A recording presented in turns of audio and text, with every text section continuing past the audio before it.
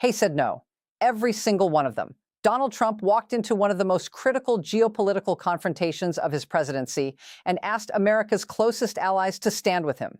He needed ships. He needed flags. He needed Europe to put its military presence into the Strait of Hormuz and send a message to Iran that the West was unified, serious, and ready. What he got instead was a silence so loud it shook the foundations of the transatlantic alliance. One by one, European capitals looked at the White House's request and said the same thing in different languages: no. And when you understand what that refusal actually means, not just diplomatically, not just militarily, but structurally, you'll realize that what just happened in the Strait of Hormuz isn't a footnote, it's a turning point. Because this wasn't a close vote. This wasn't a divided continent with some nations on board and others hesitant. This was near universal. This was unanimous pushback from a coalition that has stood beside the United States in almost every major security engagement for the past 8 decades. The word unprecedented is overused. But when Europe says no to Washington with one voice, that word earns its place. So what exactly did Trump ask for? And why did every European leader, regardless of political affiliation, regardless of how much they need American military protection, regardless of how much trade they do with the United States, refuse to give it to him? The answer starts in the water. The Strait of Hormuz is 21 miles wide at its narrowest point. That's it. 21 miles of ocean that sits between the Persian Gulf and the Arabian Sea, flanked on one side by Iran and on the other by Oman.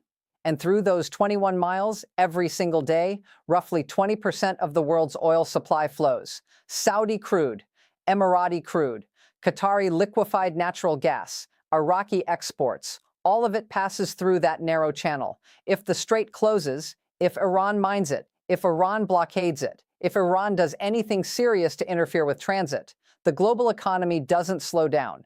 It convulses. Energy prices spike within hours, supply chains fracture, inflation surges in countries that haven't even heard of the Strait of Hormuz. That is the leverage Iran has been sitting on for decades, and that is the reason the Trump administration wanted European warships in those waters. The logic from Washington was straightforward: show of force, unified presence. If Iran sees American destroyers flanked by British frigates, French vessels, German patrol ships, the calculation changes. Deterrence works through visibility. A fleet that represents the entire Western alliance is harder to provoke than a fleet that represents one country alone. Trump's team believed they could replicate something like the tanker war escorts of the 1980s, when American warships protected Kuwaiti oil shipments during the Iran-Iraq conflict. They wanted a modern version. They wanted Europe's flags in the water. Europe said no. And here's where it gets genuinely fascinating, because the refusal wasn't just political. It wasn't just European leaders looking at their domestic polling numbers and deciding they couldn't afford to be seen joining another American military adventure in the Middle East. The refusal went deeper than that. It went to the fundamental question of what Europe actually thinks about the situation in the Strait right now.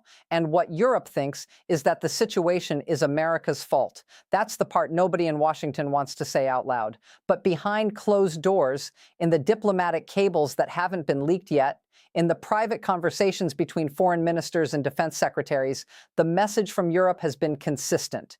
You created this crisis. You withdrew from the nuclear deal. You reimposed sanctions that Iran had agreed to live without. You escalated the pressure campaign to a point where Iran had no diplomatic off-ramp left.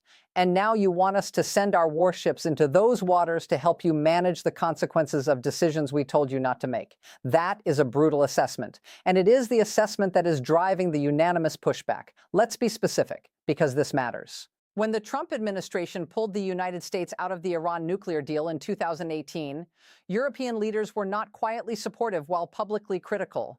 They were genuinely alarmed. France, Germany, and the United Kingdom had spent years negotiating that agreement. They believed it was working. Iran had rolled back its nuclear program. The inspectors were in place. The pathways to a bomb had been lengthened significantly. Europe had built a whole framework around the assumption that the deal would hold. Trump ended that assumption on a Tuesday afternoon. And then the administration expected Europe to stay aligned with sanctions, with the maximum pressure strategy, and then, when that strategy produced exactly the escalation European diplomats had warned it would, stay aligned in the military response. At some point, European leaders decided they had stayed aligned long enough with decisions they never agreed with in the first place. That decision point arrived at the Strait of Hormuz. The Iran sanctions had already hit European companies hard, companies that rebuilt relationships with Iranian counterparts after the original deal, companies whose partnerships were suddenly made illegal under American extraterritorial law. European executives threatened with exclusion from the American financial system if they kept doing business with Iran. That is not the behavior of an ally asking for cooperation. That is the behavior of a dominant power imposing its will. And now, after all of that, Washington wanted European warships. The answer was no. But here's what nobody is talking about loudly enough. The refusal creates a problem that doesn't disappear just because Europe said it. The Strait of Hormuz still exists. The tension with Iran is still real. The risk of miscalculation in those waters is still genuine. If something happens, if an Iranian vessel fires on a tanker, if a mine damages a ship, if an escalation spirals faster than anyone anticipated, the United States is going to be managing that crisis largely alone, because the alliance that was supposed to stand behind it just made clear that it isn't standing behind it on this one. That changes the strategic calculation in ways that take months to fully understand. It also changes something more immediate. It changes Iran's calculation. Because Iran watches the same news everyone else watches, Iran's leadership saw the unanimous European refusal.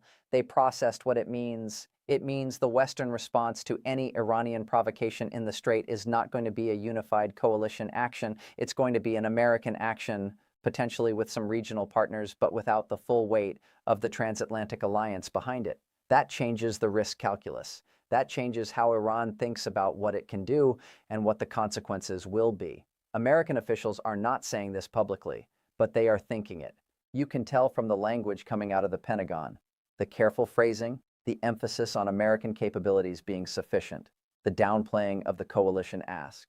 All of it signals that someone in Washington understands what the European refusal actually cost.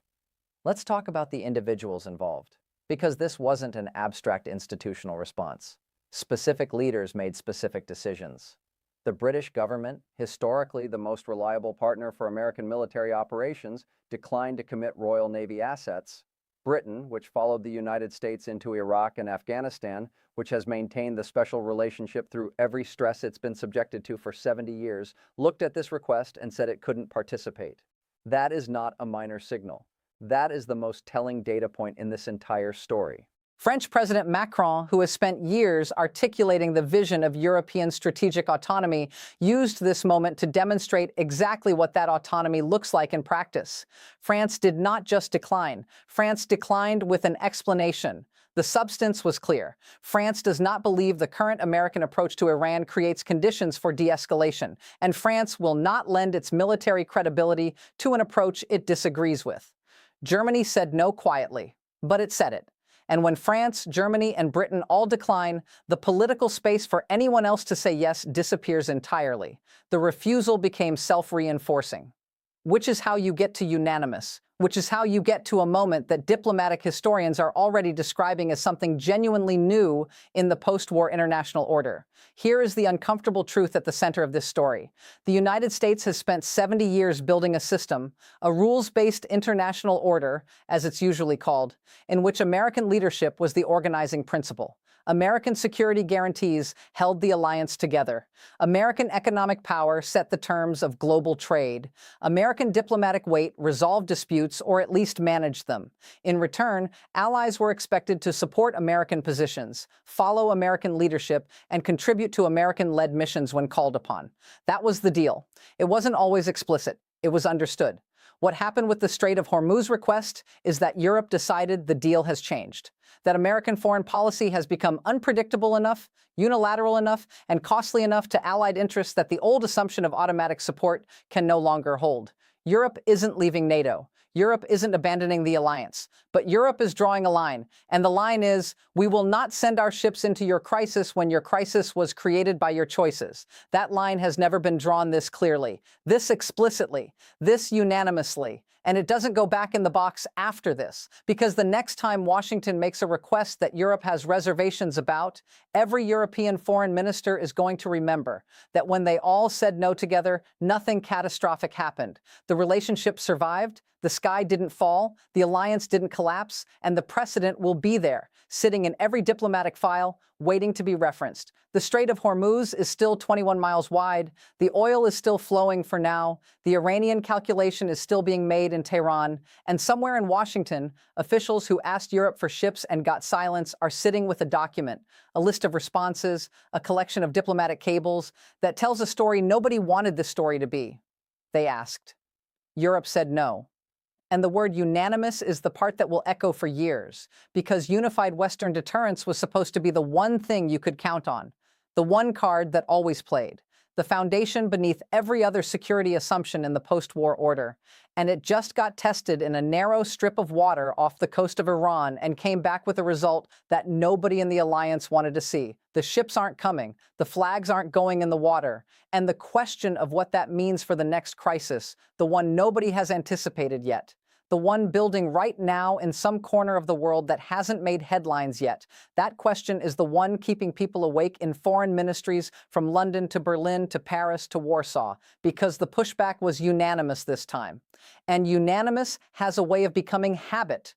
Watch what Washington asks for next. Watch what Europe says, because the answer to that question is going to tell us more about the future of this alliance than anything that's happened in the last decade. And we are not done watching this story, not even close.